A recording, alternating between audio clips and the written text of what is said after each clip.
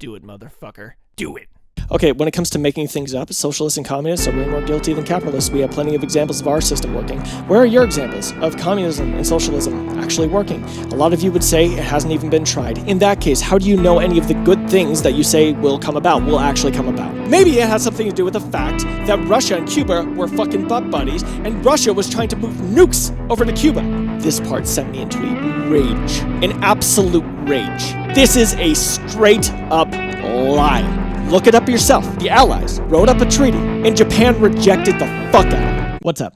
I'm Cleary. So today, I'm going to be covering another one of Hasan's videos. I've only covered one video of his before.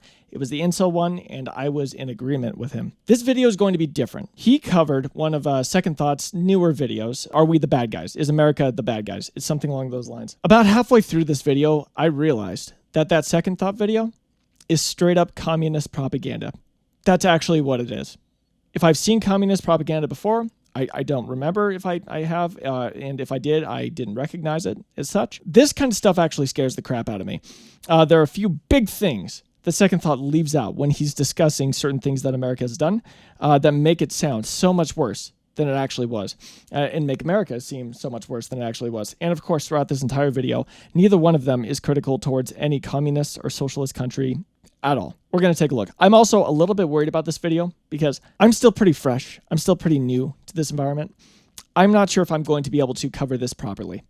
I'm going to do my best to push back on the points that I find in here, the points I feel as though I am capable of pushing back on, but there are certain things that I probably won't be able to. I'm going to try to leave as much of this video in my video as possible to show you guys that I'm not like picking and choosing like the best examples for my arguments. I'm trying to show a broader, especially when he brings up Iraq. I'm going to try to leave in a decent chunk of that. Anything I miss out on or skip through, I'm simply doing it because I can't make an hour-long video covering this.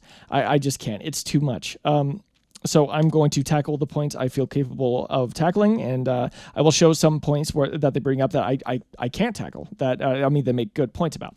So yeah, well, we'll just see how this works out. But anyways, here we go. To self-determination and genuine freedom. When people say things like, "You're not patriotic," I find it a little disingenuous, because what could be more patriotic than recognizing your country's flaws and working to build a better society? So I had a pretty big problem with him saying this. He's trying to paint himself as a patriot, even though, from what I can tell, from all the people I've talked to about him and everything I've seen from him, he is a Marxist-Leninist, which means he's probably for some sort of vanguard party that is supposed to overthrow the government. He's for a revolution. That's not patriotism. It's just kind of disgusting that he's trying to paint himself as a patriot to like mindfuck people. He's not at all. Also, what he described, that's more of my mindset.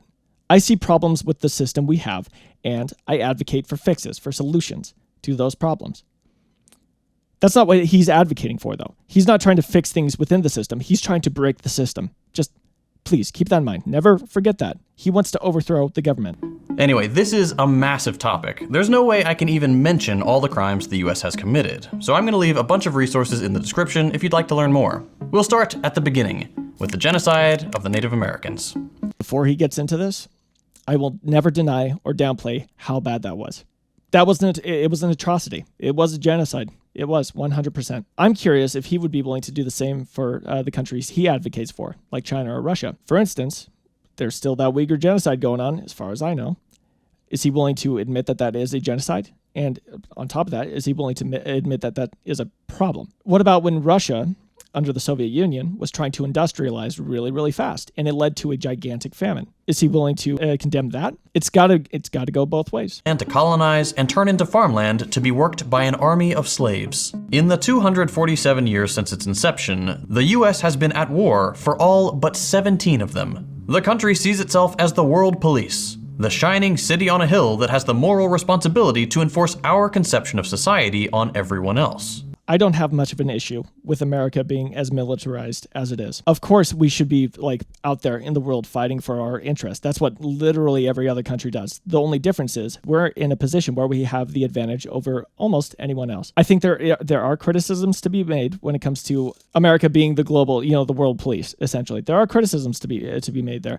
But I think there's nothing wrong with a country fighting for things in their best interest. I don't see a problem with that at all. Literally every country does that to an extent. Going as high as 1 million people. Another island nation was ready to surrender to the Allied powers. Okay, just real quick. This is where I lost my mind. I said, you know what? I can't right now. I'll get back to this later. I'm going to go do laundry real quick. And the entire time I was ranting to myself about this part. This part blows my fucking mind. Just listen. So on the 6th and 9th of August 1945, the United States dropped nuclear bombs on the Japanese cities of Hiroshima and Nagasaki, vaporizing over 200,000 civilians. There are those who attempt to justify the bombing, saying that it saved countless lives by ending the war. American arguments that justify American actions are so funny. It's always like, you don't... I thought this part was coming up sooner. He says one more thing that really, really gets me. We bombed Japan. We used nukes on Japan because going in on the ground, like putting soldiers on Japan and trying to invade, that would have led to potentially, I don't even know how many deaths. They were still very much ready to fight. They were not going to let go of their emperor, which was one of the things, I believe, in the treaty that was being written up, the U.S. was demanding that the emperor step down. That's probably the most, the number one practical reason why we dropped the bombs. It's so that we didn't have to throw hundreds of thousands of soldiers into the death pits. It was to reduce the amount of casualties overall. He gets to other reasons why America did it, and there are other reasons, but that is like the main one. Just keep that in mind. That is the reason why we nuked. Understand, the firebombing was far worse. What do you mean? Okay, well, who was doing the firebombing? We were doing that too. You don't get it. It was a de-escalation. It was a de-escalatory bombing campaign. It actually was. It actually was. He doesn't agree, by the way, just to make it clear. He does not agree with that. But that was one of the big reasons why we did it. It straight up just was. It's always for an earnest, good thing, okay? Once again, there were other reasons why they did it. Not all of them, like, good or kind of... None of it was good. It was all for, like, in the best interest of the USA. Of course. So very obviously it was. Still, that is one of the reasons. And you can't just disregard that. America doesn't simply just, show off its cool toys as a flex to its potential future foreign adversaries, right? So that's one of the reasons why they did do it. It was a sort of a test run of the nukes and to show the world the power that America held. That is true. But once again, it was also to make sure that we didn't have to, because if you have the option, and once again, America didn't know how bad the bombs were at the time. I mean, they had an idea, of course, but like no one had ever actually seen it take place. But think about it. If you were in that position, you were facing throwing potentially like millions of lives down the fucking drain, or just dropping a couple bombs and finishing the war. Which would you choose? And once again, they didn't know how bad the nukes were at the time. I mean, once again, they had an idea, but they had never truly been tested in the real world. So if you had that option, I feel like the majority of people would have taken it. Right? Like that would never happen. It is misguided at best and an outright lie at worst. Japan was ready to surrender. This part sent me into a rage, an absolute rage. This is a straight up lie. Look it up yourself. The Allies wrote up a treaty, and Japan rejected the fuck out of it. That is not them surrendering. That is not them being willing and ready to surrender and cooperate with the Allies. That is them rejecting that cooperation. They were not ready to surrender. Or I should, let me restate that. They were ready to surrender on their own terms, which was never going to happen. Just know, this part of the video, this guy's a fucking scumbag for it. We did not nuke Japan because we were worried about them turning communist. We did it to end the war. That was the big one. That was the main reason, and to save God knows how many lives. And once again, I admit, America also probably did it to show off to the world this power that they had just found, that they had just discovered, just invented. That was also another aspect to it, yes. And it's sort of a test run as well. Still, the main goal was to avoid having to invade Japan, because that would have been a bloodbath. That would have been absolutely awful. And once again, Japan rejected the agreement, or the treaty that the Allies had come up with. They rejected it. This is an established fact, but perhaps more... It's not. He's just fucking lying. He's just fucking lying. More damning than that is the fact that Hiroshima and Nagasaki were chosen not because they were military targets, but because they were population centers. No, duh! They were trying to send a message. It was brutal. It was a brutal fucking message. And it was awful. And that's why America hasn't nuked anybody since. Obviously. They did it to send a message to the emperor. If you don't back down, this is what will happen. And guess what? It worked. I have to move past this part. It actually makes me mad. It actually makes me really, really mad. He's straight up lying at this part. He's just 100% lying about everything. Everything he said about Japan is just like almost 100% a lie. Like he got that we nuked them part right, but we did like all the reasoning behind it. It's just, and the fucking surrendering part. It's just bullshit. He's absolutely full of shit here. I have to move past it. I have to move past it. No, hold on. There's one more part I wanted to show you guys. Just one more. And what better way to scare a geopolitical rival than to say, we're willing to kill this many civilians in an instant to get what we want? The United States remains the only nation on Earth to have used nuclear weapons against other human beings. I already touched on this, but why do you think that is? If we were truly the cold-hearted bastards you think we are, then we would have, like, there was that plan, right? That one general came up with a plan to, like, make that fucking dead zone to block China off from North Korea during the Korean War, right? Why didn't we do that? I don't think nukes were widespread at that point, so we probably could have gotten away with it. Why didn't we? It seems like we've learned our lesson there. And of course, it's not just good intentions on America's part. Pretty much when you're talking about any nation, and they're not thinking, you don't think about it in terms of morals. That's never how nations are working. They're never working under like a moral system. It's almost always about practical things. What advantage can I get in whatever area? How can I get the outcome I want? That's pretty much how every single nation works. If you look at any nation's history, you're going to find baggage like that. You're going to find them making fucked up decisions. It's a problem with nations overall, not just America or capitalism.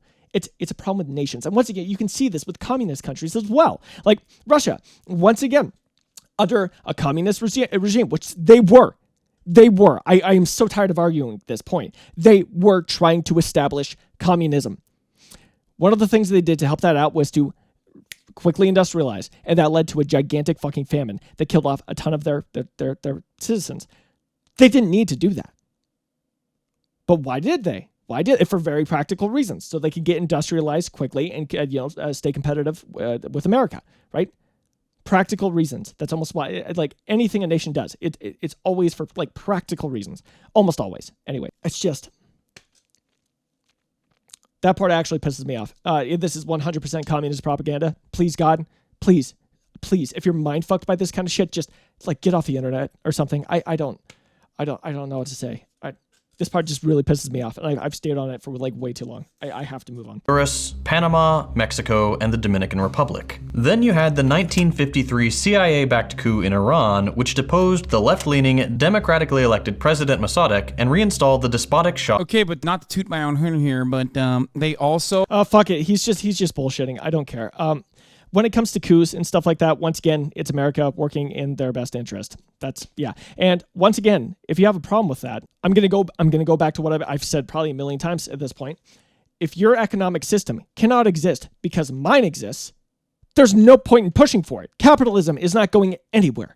It's not. So if your system can exist as the world stands, why would you even try? Shortly, the CIA becomes especially vital to US meddling in this period. Another one of their pet projects was trying to assassinate Fidel Castro, the revolutionary leader of Cuba. They made at least 668 attempts to eliminate the beloved leader. Let's all stop and think about why America might have tried that. Let's just think about it. Let's put on our thinking caps for this one, okay? Maybe it has something to do with the fact that Russia and Cuba were fucking butt buddies, and Russia was trying to move nukes over to Cuba. Do you think that might have had anything to do with it? And even before they tried to move nukes over to Cuba, there was obviously the potential there. And that's right on America's doorstep. Cuba is right on America's doorstep.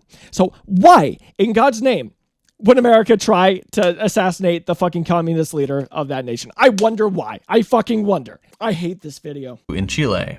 In early September 1970, the people of Chile elected the democratic socialist Salvador Allende as president. Again, classic socialism doesn't work. It's just like, when will you... Well, once again, if your economic system can't exist because mine does, then, well, fuck you, right? What do I even say at this point? It's like self-evident. It is self-evident. If your economic system can't exist... Okay, no, I came up with an analogy for it. It's beautiful. It's perfect. Okay, my friend keeps buying puppies. Whenever he brings those puppies home, monsters eat that fucking puppy.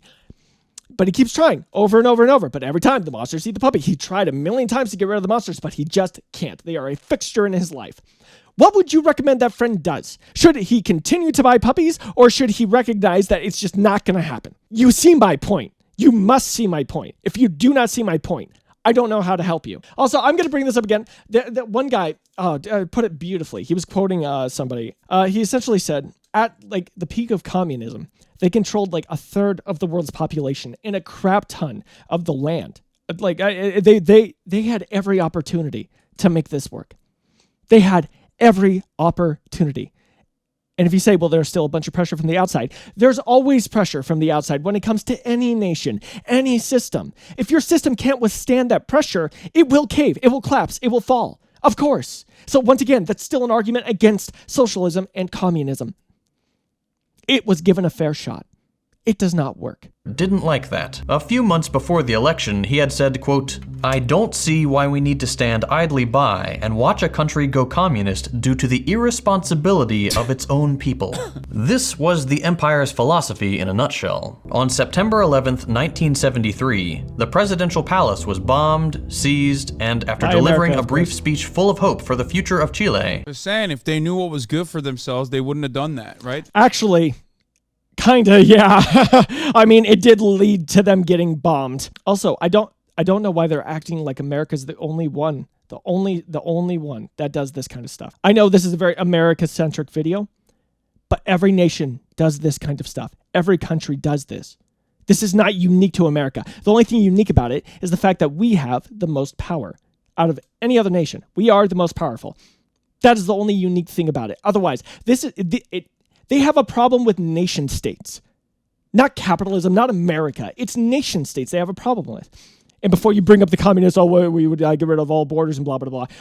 No, once again, communism does not work. We can never get to that point. You need some sort of centralized government. And if you have a centralized government, you need some sort of borders that you defend. It's just, they have a problem with nations. And another political designation that's just like totally cultivated to fit America's needs. So, you know. And these are just two of the more well-known proxy conflicts during the Cold War. But there were many, many more, and they remain a favorite tool of the US empire to this day. The funniest parts about that is that, like, well, with the exception of, I guess, Korea, which many people don't even talk about, every single thing that he's mentioned, even like the prevailing liberal attitude now, because we are so far removed from it, is that it was actually bad. The liberal position is always like, yeah, everything we did in the past, sure, that was bad. I will give it to you. That wasn't good. But what we're doing right now, which is identical to everything that we did in the past, right now, that's good. We have to do that. Always. And if you go against that and go, hold on, maybe we should just dial it back a little bit and really assess, then your politics are just America bad. That's all it is. Your politics are only America bad. Have you considered that maybe America good? Have you considered that maybe like the people that we are bombing?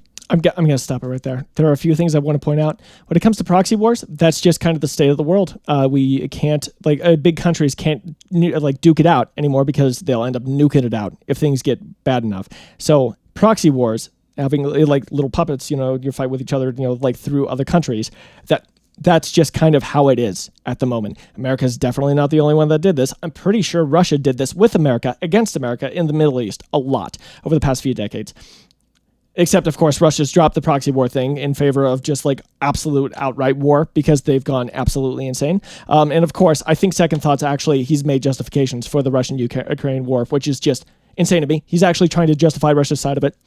He's a piece of shit. This guy's a fucking piece of shit. I'm pretty sure Hasan has some interesting takes on all of that as well. I heard about his little controversy where he's like, Russia isn't going to invade Ukraine. Look, it hasn't happened yet, guys.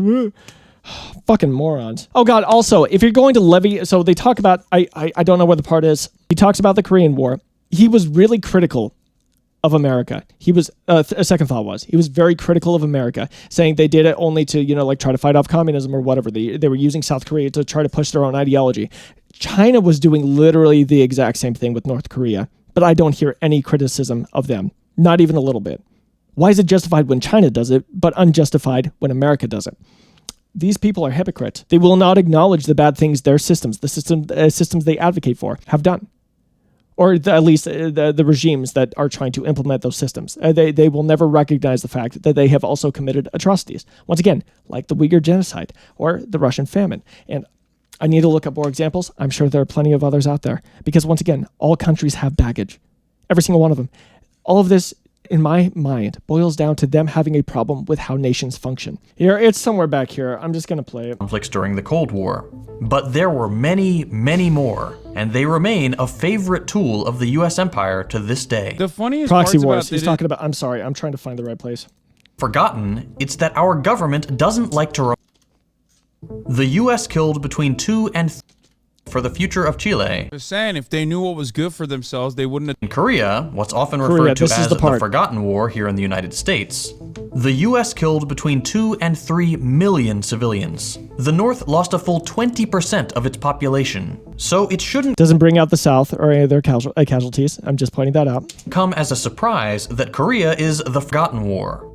It's not that we've forgotten, it's that our government doesn't like to remind us that they slaughtered millions of people just so capitalism wouldn't have to contend with. Okay, what about the Vietnam War then? Why aren't we trying to shove that under the rug? Everybody knows about that war, and I'm pretty sure that was a lot worse than Korea. An economic challenger. But again, in that situation, it's also A lot more embarrassing for America, is what I meant. a American invention. The 38th parallel is disrupted by. I don't even know what the fuck Hasan's trying to say here. Well-known It's proxy stupid. conflicts during the Cold War. But there were many, many more, and they remain a favorite tool of the US empire to this day. It's not just the U.S. empire. It's not just them. And once again, there was zero criticism towards China using North Korea as like a proxy, right? Fighting with the U.S. through North Korea. Not a single drop of criticism of that. They were doing exactly what America was doing, but apparently it's okay when they do it. They have really horrible workplace safety violations. You know, they don't have good labor unions. And a whole bunch of stuff that I've also made up now because I can do that because who's going to check? There's no. Okay, when it comes to making things up, socialists and communists are way more guilty than capitalists. We have plenty of examples of our system working. Where are your examples of communism and socialism actually working? A lot of you would say it hasn't even been tried. In that case, how do you know any of the good things that you say will actually come about? Of the so-called War on Terror, it's no longer controversial to say that the Iraq War was started based on a lie. This is the part where I would agree. It seems like whatever reasoning when it comes to like the nukes and stuff, the U.S. said Iraq had that reasoning, or that it was just untrue. It just seemed to not be true. I think he's right on this point. So I'm just gonna let it play to show you guys that I'm not just like picking through points. Well, I am picking through points that I want to touch on, but I'm not like intentionally leaving things out that like I feel like make America look really bad or anything. Oh, I mean, I included all the fucking like CIA craps. I don't. Whatever. is a well-established fact. Anyone who tries to say otherwise is either in complete denial or is acting in bad faith. For the younger viewers in the audience, the United States made a big show of saying they had proof Iraq possessed weapons of mass destruction. They did not. And so based on false testimonies that served the interests of empire, the United States invaded Iraq and occupied it for years. What was once a vibrant, thriving nation was obliterated. I'm not sure how vibrant, thriving it was, but In what were called shock and awe campaigns. The US military targeted sorry, I'm not justifying. I'm not trying to justify America invading Iraq. That's not what I was trying to do. communications, electricity, vital infrastructure such as roads, bridges. The Iraq War is the perfect example of like how ridiculous this is because the guys who did it 100% were talking about how we must do it over and over again, okay? Dick Cheney and the like, for years before we actually invaded for a multitude of different reasons, okay? And like still to this day, the defense of it at the time and still to this day from the reasonable foreign policy blob was that, well, you know, Saddam's actions against the Kurds in the country were unimaginable. They were Right, but that wasn't our stated reason. really horrifying, and there is truth to that for the record, right? Historically speaking, there was so much that Saddam had done. He's a bad guy. What are you, defending Saddam? And it's like infinitely worse to Iraq than Saddam could have ever imagined. Like, what are you talking about? This should be such a formative point. No, as far as I know, he's right. Second thoughts right on this. That's all I'm going to touch on. The Palestinian people have been subjected to brutal colonial cruelty for the past 75 years. It's not a complex issue. If you don't feel confident enough to take a position yet, that's perfectly fine. I would just ask that you educate yourself on the subject. And I would ask that you educate yourself on the bombing of Japan and the Uyghur genocide. And maybe some other examples of your system failing or doing things that are atrocious. They're out there, but it seems like you're not aware of those things. None. It is the best $3 billion investment we make. Were there not an Israel, the United States of America would have to invent an Israel to protect her interest in the region. The United States would have to go out and invent an Israel. The US provides Israel with funding, weapons, ammunition, equipment for their missile defense system, and most importantly, unconditional support for their genocidal project. This is why I say, like, there is definitely a slight deviation from other administrations, definitely Democratic administrations, but the slight deviation in this circumstance is that, like, the Biden camp and the voices that Joe Biden is listening to on Israel are so nutty that it is harming America's soft power globally. I'm telling you, there is no moral reason to defend Israel. We all know that already. Israel is doing an ethnic cleansing campaign. Israel's an apartheid regime. So I'm going to stop there. I am not educated enough on the Israel-Palestine war. But from my understanding, it seems like it's a complicated situation with no readily available solution. It's a lot harder than people make it out to be. That's my understanding. You want the power for the sake of power, but you also personally love, like, the idea of, neoliberalism being controlled by the Democratic Party. Elected officials are very nearly unanimous in their defense of the apartheid regime. Okay, yeah, why might that be? Is it really just because America's bad, or are there, like, more practical reasons for why they're doing what they're doing? Maybe sometimes global conflicts get a little tricky. Including one-time progressive champion Bernie Sanders. Bernie Sanders is so far left. Do you really think if it was that fucking simple, if it's really just a genocide through and through, straight up, that's all it was, you really think someone like Bernie would actually come out supporting Israel and a fucking genocide? You have to understand how crazy these people sound. Whenever someone's trying to, like, simplify global stuff to the point where it's just 1 + 1 = 2, they're probably doing something wrong. They are probably missing something. I think that's what's happening with these two. I gotta pee. US media uncritically repeats Israeli propaganda 24/7, despite all of it. Yes, we are the bad guys, but you don't have to be. When it comes to these guys, here, I'm going to back it up, actually. It was always unanimous that the genocide was bad. The same thing is happening with the genocide in Palestine. Well, that was grim. It's always hard making these videos. The answer is yes, we are the bad guys, but you don't have to be. Once again, everything that they've laid out, you can find a million examples of a million different countries doing similar things. It's not a problem with capitalism. It's a problem with nations. Just nations in general. America is not the only one that has blood on their hands. I think that's all I got about this. This video actually just mind-fucked me. Let me try to sum up my thoughts here and conclude the video in some fashion. Overall, based on everything I know, these problems don't seem to be inherent to our system, to America. This seems to be just something nations do, like these atrocities and stuff like that. We should try to stop them, yes, but it's not just America that's doing this. To pretend like it is just ridiculous. I believe it's mainly just a problem with nations. And I know when it comes to communism, one of the end goals is to get rid of borders, get rid of the concept of a nation.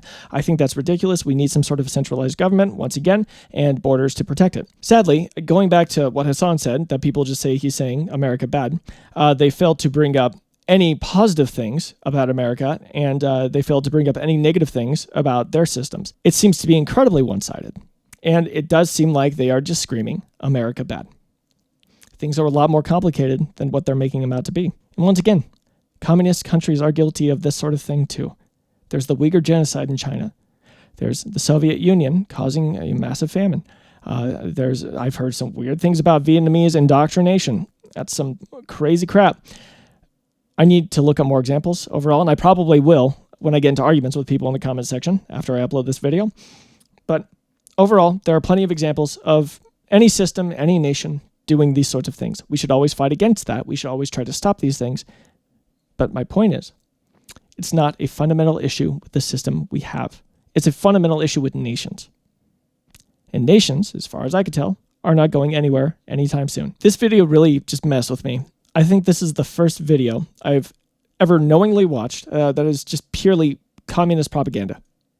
It's disgusting. And it's scary because I know that that video probably got hundreds of thousands of views. There are hundreds of thousands of people out there that probably agree with this. Like living in America. I don't want to see America go that route. I really hope there's not a day where there's a vanguard party that takes over. I don't know what else to say. That's pretty much all I got. So thank you all for watching. This has been me getting absolutely mind-fucked listening to communist propaganda with Cleary, and I love you guys. Bye-bye.